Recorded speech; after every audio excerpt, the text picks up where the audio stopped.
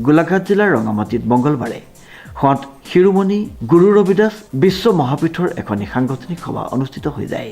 অসম ৰাজ্যিক সমিতিৰ সভাপতি ভৱেন্দ্ৰ দাস, ৰাজ্যিক সমিতিৰ সাধাৰণ সম্পাদক অনন্ত দাস, জিতু হাজৰিকা বিশেষভাৱে উপস্থিত থকা উক্ত সভাখনৰ আধৰে ৰাজ্যিক সম্পাদক কাজু ৰবি দাসে। যিহেতু আমাৰ যি সাংগঠনিক সভাসমূহ জিলাই জিলাই আমি ইতিমধ্যে কৰি আহি আছোঁ। এতিয়ালৈকে বহুকেইখন জিলাত আমি সাংগঠনিক সভা অনুষ্ঠিত কৰিলোঁ। আজি মই ডিব্ৰুগড়, যোৰহাট কৰি পিনে এতিয়া মই গোলাঘাটত উপস্থিত হৈছোঁহি। মোৰ লগতে সংগ দিছে ৰাজ্যিকৰ 2 সাধাৰণ সম্পাদক জিতু হাজৰিকা ডাঙৰীয়া আৰু অনন্ত দাস ডাঙৰীয়া। লগতে মোৰ লগত উপস্থিত আছে কাজু ৰবি দাস ডাঙৰীয়া। আমি ঠিক তেনেধৰণে সাংগঠনিক কামসমূহ কৰি গৈছোঁ। লগতে আগন্তুক আমাৰ যি কাৰ্যসূচী আছে, কাৰ্যক্ৰম আছে 11 জানুৱাৰী, তাৰ ওপৰত বিস্তৃতভাৱে আলোচনা কৰিছোঁ আৰু ইতিমধ্যে আমি গোলাঘাট জিলা আৰু যোৰহাট জিলাৰ প্ৰস্তুতি বৈঠক আমি ইতিমধ্যে কৰিছোঁ।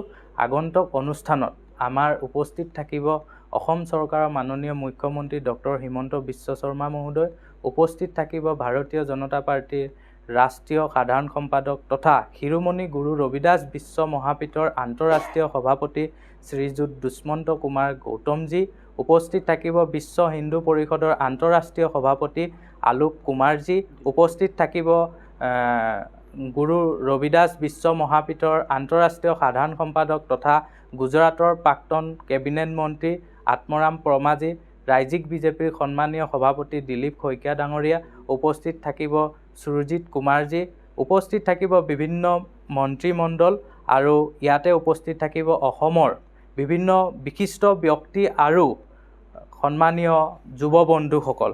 লগতে এই অনুষ্ঠানত আমি সন্মানীয় এথলেটিক্স শ্ৰীযুক্তা হিমা দাস ডাঙৰীয়ানীক এটা বঁটা প্ৰদান কৰিম।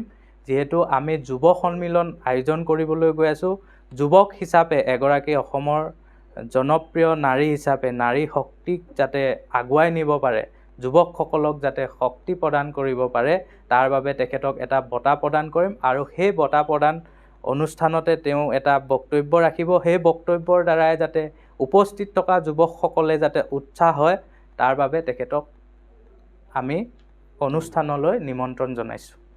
শিৰোমণি গুৰু ৰবিদাস বিশ্ব মহাপীঠ এনেকুৱা এটা অনুষ্ঠান, যিটো অনুষ্ঠান বিশেষকৈ আধ্যাত্মিকতাৰে যি গুৰুজনাই গুৰুজনাৰ যি বাণী যে তেওঁ প্ৰতিটো জাতি জনগোষ্ঠীক একতাৰ দোলেৰে বান্ধিব বিচাৰিছিলে। আমাৰ মহাপুৰুষ শংকৰদেৱে যেনেধৰণে বৈষ্ণৱ ধৰ্ম প্ৰচাৰ কৰিছিলে প্ৰতিটো জাতি জনগোষ্ঠীক একগোট কৰি, ঠিক তেনেদৰে গুৰু ৰবিদাসজীও যে প্ৰতিটো জাতি জনগোষ্ঠী উচ্চ নিচ বুলি তেনেকুৱা ধৰণৰ ভেদাভেদটো যাতে আমাৰ মনত আহিব নালাগে, তাক লৈ এটা প্ৰচেষ্টা হাতত লৈছিলে বা তেওঁ বিভিন্ন বাণীসমূহত উল্লেখ কৰি গৈছে।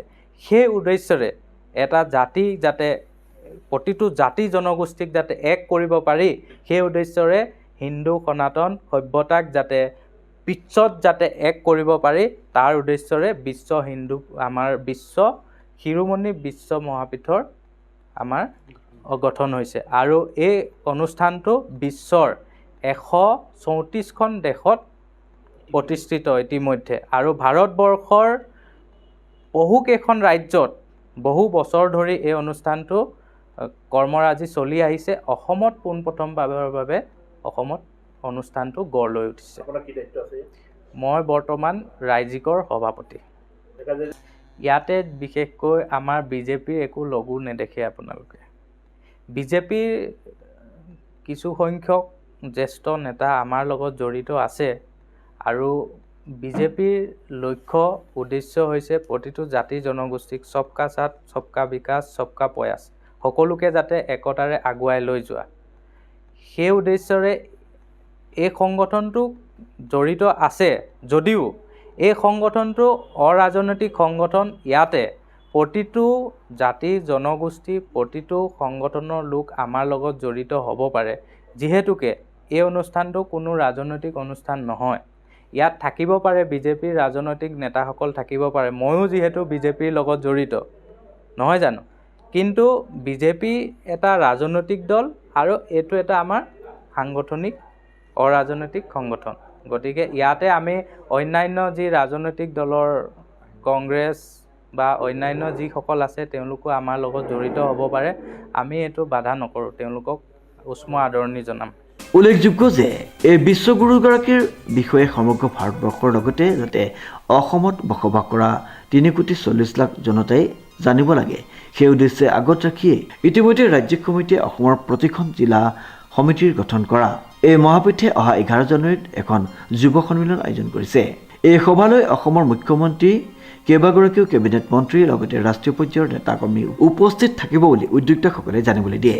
সভাত মহাপীঠৰ গোলাঘাট জিলাৰ সভাপতি শোভন ৰবি দাস, দয়াৰাম ৰবি দাস, শুভন্তী ৰবি দাস সহ কেইবাগৰাকী ব্যক্তিয়ে মন্তব্য আগবঢ়াই অনাগত দিনত ৰবি দাস জাতি উত্তৰণৰ স্বাৰ্থত মহাপীঠক সমৰ্থন জনোৱাৰ মত পোষণ কৰে। দেৰগাঁৱৰ পৰা নৱজ্যোতি ভৰালীৰ ৰিপৰ্ট, নিউজ নাও।